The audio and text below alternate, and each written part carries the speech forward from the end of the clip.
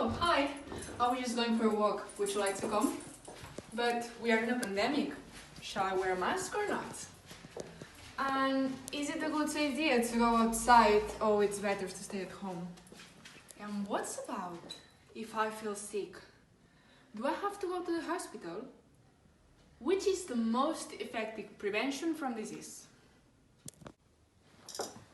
We are a group of Spanish students that are participating in the Full Steam Ahead program by MIT. This week's project was about analyzing the spread of disease with a platform called NetLogo. Would you like to know more about this? Come with us! We had to answer 3 principal questions, and the first one is, what are some strategies or preventive measures that you think are important to undertake on the onset of a disease outbreak? And because of the situation we are living nowadays, we know some.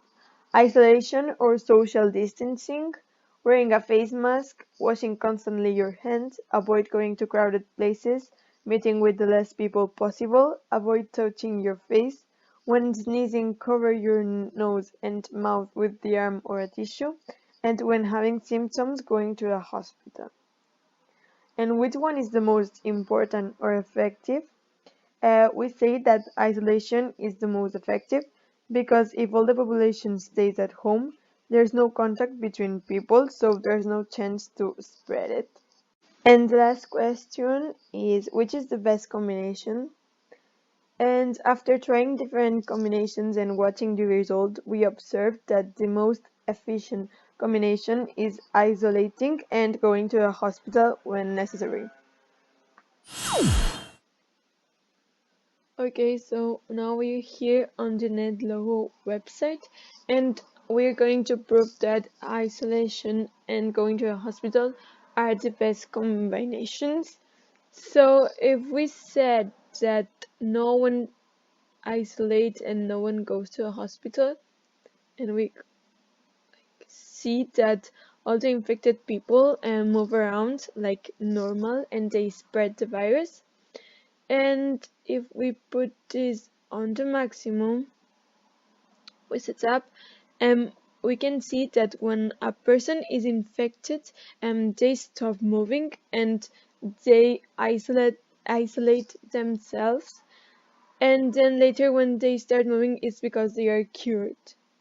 And now I'm going to show you like the graphics. Okay, so these are the graphics. In the first one is where people don't go to hospital and don't isolate, while in the second one is where they do both.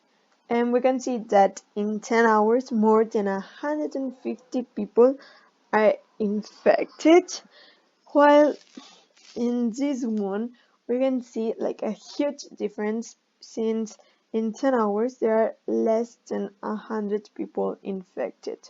Also, they recover and faster since people who goes to hospital recover in half of the time. So we can say that this is the best combination. What happens if there's no chance to be inoculated? If the disease is new and there's no vaccine, yet that immunizes people, the 100% of the population will be able to get infected, so the virus will be spread more easily. What happens if the people cured can have the virus another time and are cured forever? If people cannot be immunized after passing it, this indicates that letting everyone pass it as a way to stop it is it not effective at all.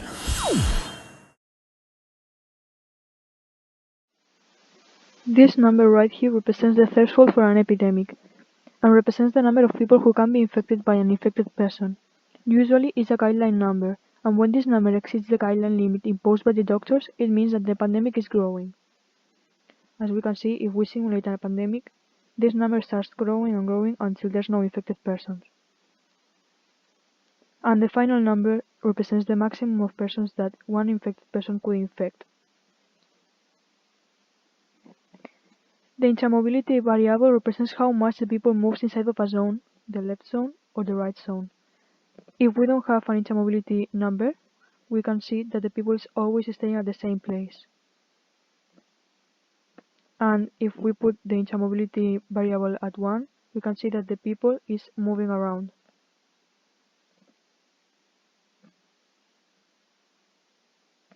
The travel tendency variable simulates how much or how often the people from one zone, the left zone or the right zone, moves or travels to the other zone.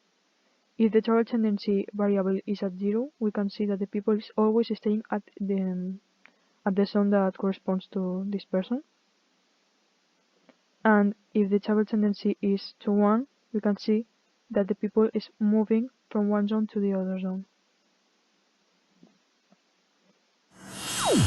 After analyzing our results, we wanted to share with you some of the conclusions we ended up with.